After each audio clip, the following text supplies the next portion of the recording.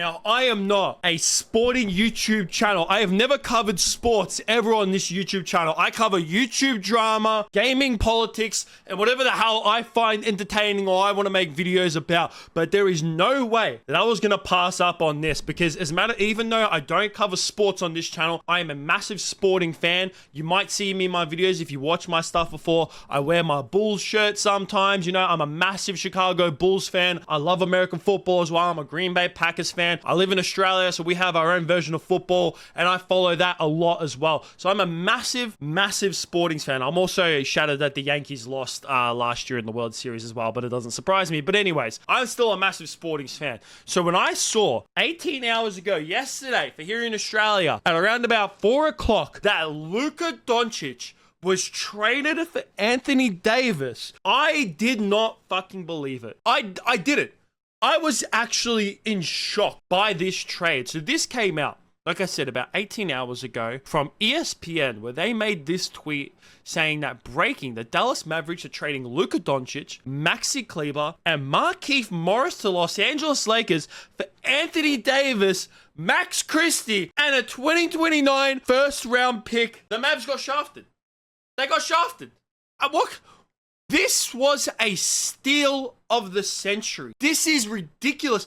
This trade makes no sense. It's a 3-team deal that includes Utah. I have no idea how the hell Utah is included in this as well. Don't know, and honestly don't care. But I just want to say that this is by far one of the most shocking trades to see in NBA history. The thing that makes this most shocking is that whenever a trade is going to go down beforehand, or whenever there's rumors, or whenever there's like someone who's going to be traded that's a big name, usually rumors come out about it beforehand. Usually something gets leaked. In this day and age, with the day and age of social media, everything gets leaked. Whenever you hear about a big name player wanting to get traded, usually it's like he doesn't really like the way that things are going within the organization. So, you know, he does like voice out his disgust to certain people, and then that gets leaked. Or if the organization doesn't like the way that they're going, that gets leaked beforehand as well. And then before you know it, there's rumors going around apparently that, oh, the Mavs want to trade Luka Doncic. They're, you know, asking other teams. There was none of that. There was nothing. There was no rumors, no leaks, no nothing whatsoever, no disgust between the Mavericks and Luka. It just came out of fucking left field, which is what made this so shocking. This trade is so unbelievable that Dexterito posted this right before I started recording this video, where they said that the Luka Doncic and Anthony Davis NBA trade is so one-sided that even 2K25 doesn't allow it. That's how ridiculous this whole entire thing is. And the Dallas GM actually came out today and spoke about it. And I just want to say that I think this guy's a complete and absolute dumbass. And I'd like to give Rob Pelinka a lot of credit. You know, trades, you guys have been around here, trades don't happen at the smallest level without stuff getting out. And Rob and I were able to have, you know, really intense conversations over the course of, you know, 3 or 4 weeks. That started out as a coffee that, you know, was more, hey, would you ever, I don't know, would I? Let me think of, you know, and then it built upon that. And, you know, we kept it between us. We had to keep it tight. J Kidd didn't know about it, but J Kidd and I are aligned, and we talk about archetypes, and we talk about the culture that we want to create. So I know the type of players that he likes without actually talking to him. Hey, would you like...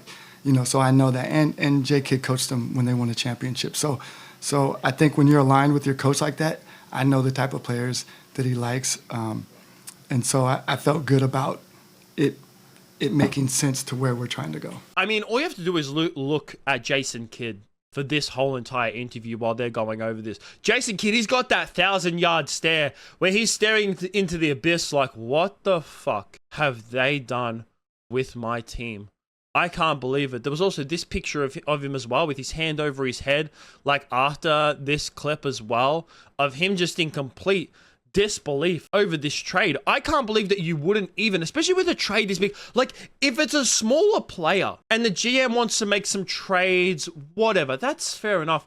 But when it's your star player, one of the best players in the world, and you don't confine with the head coach over this? I'm sorry, but that's ridiculous. I hope that he at least talked to Mark Cuban about this, who is the owner of the Dallas Mavericks. Because if you kept this between just you and Rob Pelinka and no one else, I'm sorry, but that's just fucking selfish. Like, yes, obviously, when it comes to the general manager of a basketball team or any sports team whatsoever in the world, is that, yes, it's your job to trade the players and stuff like that, and you are the one to probably to call off on it, and you're the final person to say, yep, let's go ahead and do this trade. But it's a team game. It's a team sport. You're meant to, it's all about working from the top down. You got to confine in your coach as well as in hey, if I made this trade, do you think that it would help better for your team? Not just keep him in the dark. Go ahead and make this trade and just be like, well, yeah, it's because, we kind of both know what we want out of our team. Yes, if it's smaller players, but it's fucking Luka. It's Luka. What the fuck? And listen, this is no way to go against, Anthony Davis whatsoever. Listen, the guy, he is getting up there in age. He's 31 years of age, which is the most shocking thing as well, is that Anthony Davis, he's actually putting up decent numbers this year. This is his numbers from this year. He's putting up 25.7 points a game, and that's above his career average. So he's actually playing pretty well, up in rebounds, up in assists. Yeah, he's doing really well this year. You got to give him credit, but he's 31. He's past his prime. He's definitely past his prime. In 4 years, especially as a big man, big men, they don't last as long as someone a guard would. So in 3 years' time, Anthony Davis is going to be almost done and dusted. He's going to be, way past his prime now. He's just going to be a bit more of playing that role player kind of position. But Luka's in his prime. He's in the middle of his prime. He's got easily 6-7 good years left as well, and they've recently just made the NBA Finals too. That's the thing that's even more confusing. They added Klay Thompson this year, which I was just damn, adding Klay Thompson to the team, even though he's kind of past his prime, he's still a great defensive player. He can still put up shots, and I think that he's done well so far for the Dallas Mavericks this year. They have Kyrie Irving as well, so I was yeah, they have a solid team. They made the NBA Finals recently. They can go ahead, restack this team, and go again. Yes, they probably need a little bit more defense. Yes, it's probably a good idea that they did make some kind of trade at this deadline. But trading away Luka? And then, obviously, after this all went down, there's been massive rumors about the reasons why Luka Doncic actually got traded for this. And one of the main reasons that's been going around is due to his weight and conditioning, where I saw this post, and there was several other posts as well talking about his weight, where apparently Luka Doncic has actually currently reached 270 pounds. 270 pounds. That's heavy for someone who plays basketball. You have to be in great conditioning. And yes, Luka, he is relatively tall. Luka's around 6'6", 6'7". It depends on when he's barefoot or in his shoes. So he's still at a decent height. But 270 to be as a basketballer, that can be a bit heavy. I mean, I'm not too sure. Me, myself, I do more bodybuilding. I'm 5'10". The heaviest I've been is 100 kilos, which is 225. So I'm way shorter than him. But I feel if he got down to I don't know, maybe 250, if he lost 20 pounds, that would be a pretty decent weight for someone at least at his height. But he's still you look at someone like Jokic, Nikola Jokic, he's fucking fat.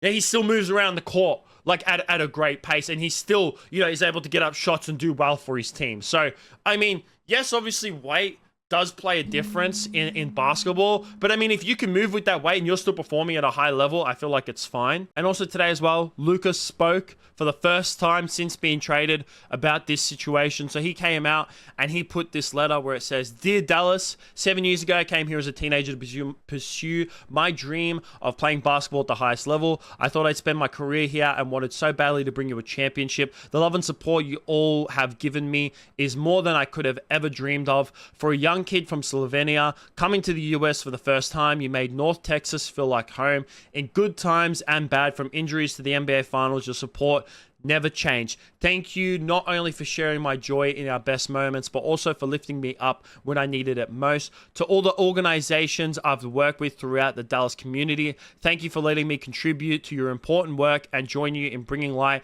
to those who need it. As I start the next part of my basketball journey, I am leaving a city that will always feel like a home away from home. Dallas is a special place, and the Mavs fans are special fans. Thank you from the bottom of my heart. And then he also retweeted as well of when the Los Angeles Lakers made it official a couple hours ago.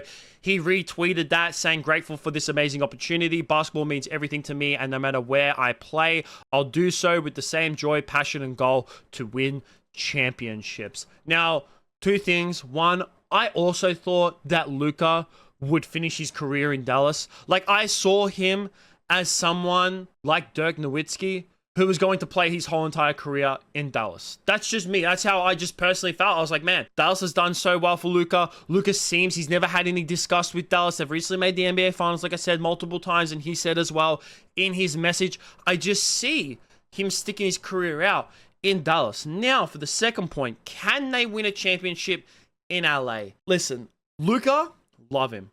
Love Luka. LeBron James, I'm a Chicago Bulls fan, so no one will ever top Michael Jordan. But LeBron James is definitely, to me, second best player of all time. I know you can say, oh, he's the best player, but like I said, Chicago Bulls fan, so of course I'm going to put MJ first.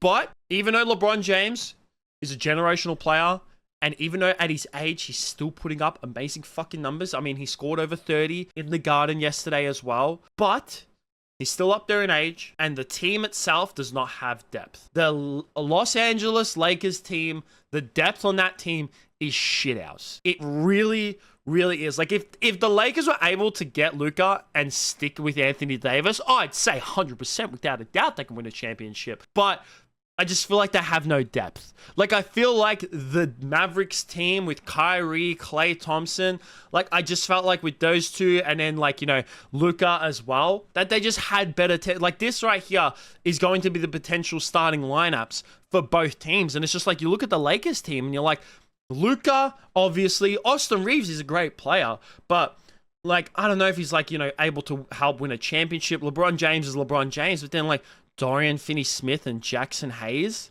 And then it's like, they have no bench either. Their bench is shit. So I just don't know. I really don't know if they can go ahead and win a championship with this team. But I do want my hearts go out to the Dallas Mavericks fans. I mean, they were in disbelief as some of them were bringing out a fucking coffin to the stadium of the Mavericks, which was the funniest thing ever, and a lot of them are crying over that situation. My heart goes out to you guys. I mean, if I was a Mavericks fan as well, I'd be in disbelief right now. Even though I'm not a Mavericks fan, I'm in disbelief, which is why I'm making this video. That's going to be it from me. This whole entire trade is insane. One of the most insane trades I've ever seen in the history of basketball, mainly because it just came out of fucking left field. But that's going to be it from me. Make sure you guys like, subscribe, all that kind of stuff. Peace out.